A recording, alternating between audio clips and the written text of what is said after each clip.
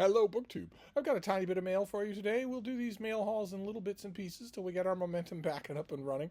It's an overcast, clammy day here. Weather forecasters saying that all of this high humidity and all of these thick clouds are going to yield rain. I still don't see it. I mean, I literally do see it. When I look at the Blobwatch, when I look at the radar, I see a massive system headed straight for New England. But I just refuse to believe it.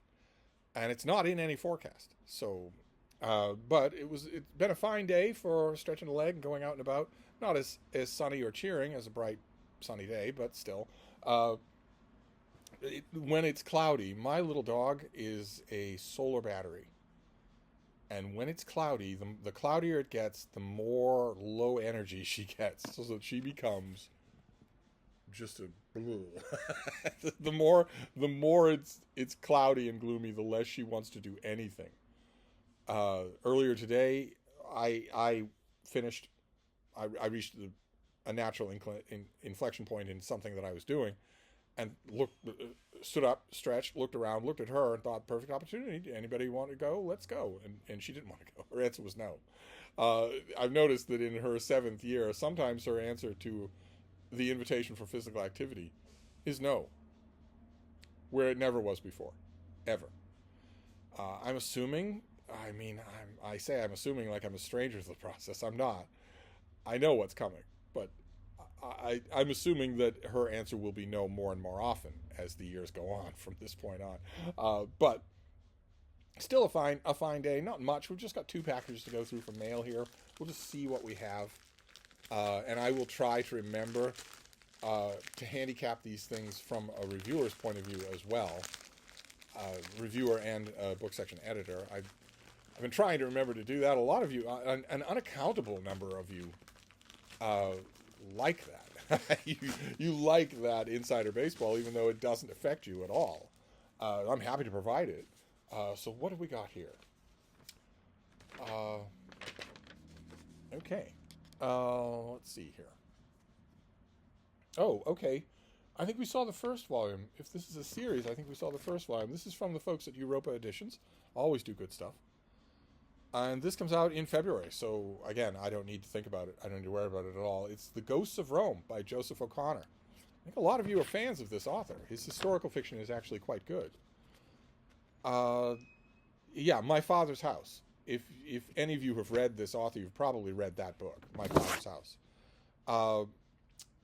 He is back with the second installment in the Rome Escape Line trilogy. So this follows what?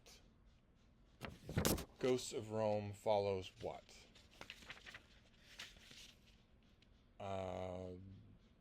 Is My Father's House the first one in that series? I think it might be. Let's see here. O'Connor picks up the story of Monsignor Hugh O'Flaherty and the choir in the final months of World War II. Together they have smuggled thousands of escapees out of Nazi-occupied Rome. Their success made them a target of SS Commander Paul Hauptmann and increased the internal tensions to the point of near rupture. Hauptmann is ordered to stay on in the city he both loathes and loves and to dismantle the escape line or watch his family perish. Into this deliriously thrilling melee steps the Contessa Giovanna Landini, a reckless, audacious, and magnetic member of the Italian resistance who has the nerve to challenge Hauptmann's authority. Great, fantastic. So you can see this has... Okay, all right, I just noticed that I'm a little confused. It's got specific journal deadlines on it here. Indie Next, their deadline is November 25th. Library Reads, their deadline is January 1st. Okay. But if I remember correctly, the first book in the series, I might be unclear on whether or not My Father's House was the first book. I think it was. But Hauptmann is a great character. And if you've read that book, whatever the first book in the series is, do you agree with that? That Hauptmann really stands out? If I'm remembering correctly, that was definitely true for me. So now I need to see... I don't have any obligations for this book in and of itself, because it's for next year, so I'm not even going to think about it. But I do have an obligation just in case. There wouldn't be anything wrong with me emailing the publicist and asking if I could get a copy of the first book. don't think that would be out of bounds at all, and that might be helpful. But that's coming out in the new year, and because it's February, you've got all the time in the world. Talking about insider baseball, planning for this thing is not going to be a problem at all. The main problem is going to be that it's the second book in a series, and a lot of editors are very chary about using up their precious space for the second book in any series, or the third book or the fourth book. They really are chary about doing that. Unless the author has a much higher name recognition profile than Joseph O'Connor, they usually won't do it.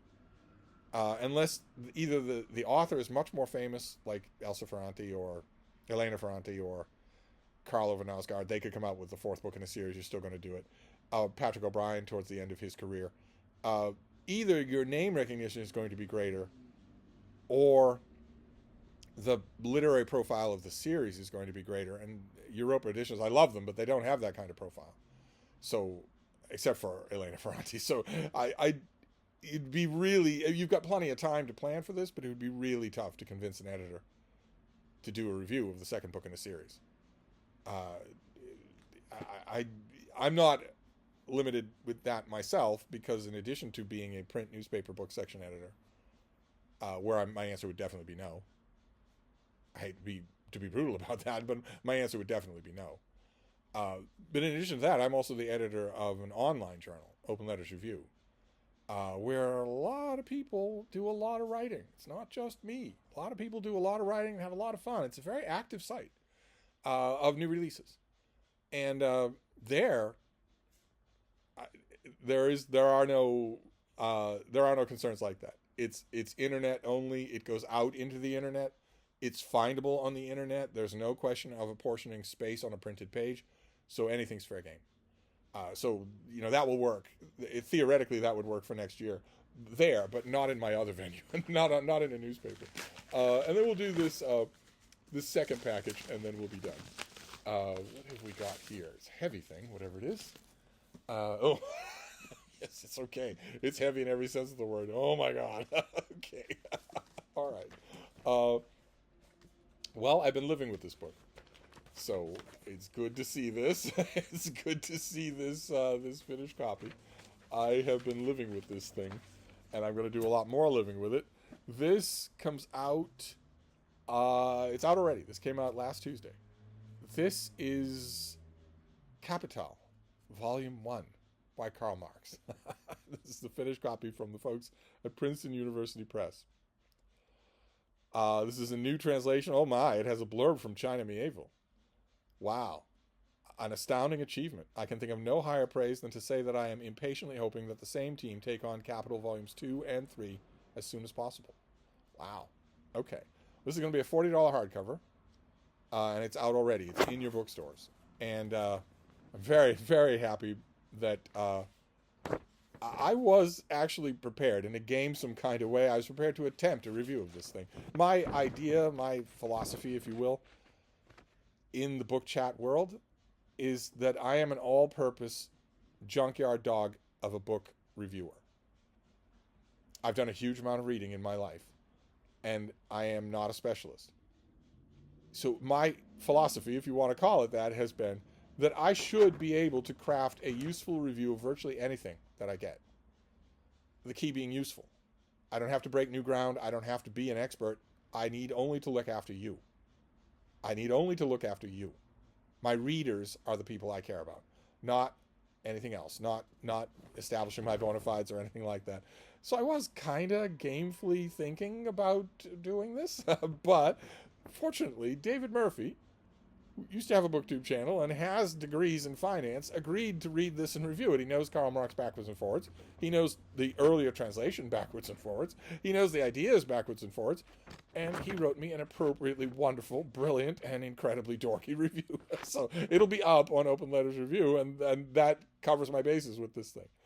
I requested the finished copy just in case that didn't happen, but my bases are covered. So now I just have to live with this myself. And maybe write a bit about it for Steve Reads, my revived book blog, where anything, literally anything, is fair game. I say that anything is fair game with Open Letters Review, but that's not actually true. We review new releases. So it has to be a book that has not been reprinted in paperback and that's not gone out of print. It's got to be a new release, and even with the not being reprinted and not going out of print, it's even if it fits those, it still has to be about no more than a year old. So there are limits to Open Letters Review. We are a new book venue, whereas with Steve Reads, my revived book blog, which a number of you have done me the great honor of subscribing to, I can write about anything I want in any way that I want. So I may do that. That might be some fun, but it's David Murphy's review that you're going to want to see for this. Obviously, I would think you're going to want to read his review more than you're going to want to read anybody else's.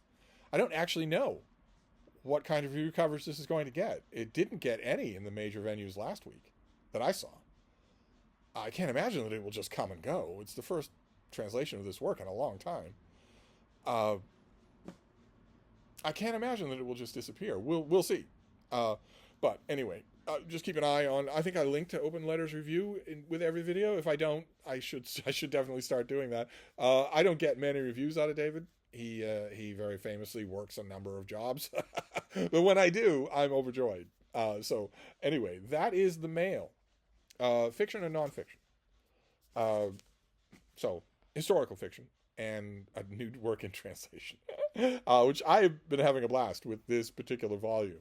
I don't know the subject matter or Marx's life anywhere near as well as David does, but I've been having a blast with it. So I'm glad to have the finished copy, which is nice and durable. But anyway, I'm going to wrap this up. That is the mail for today. We will try to have more mail tomorrow. I will see you then. Thank you, BookTube.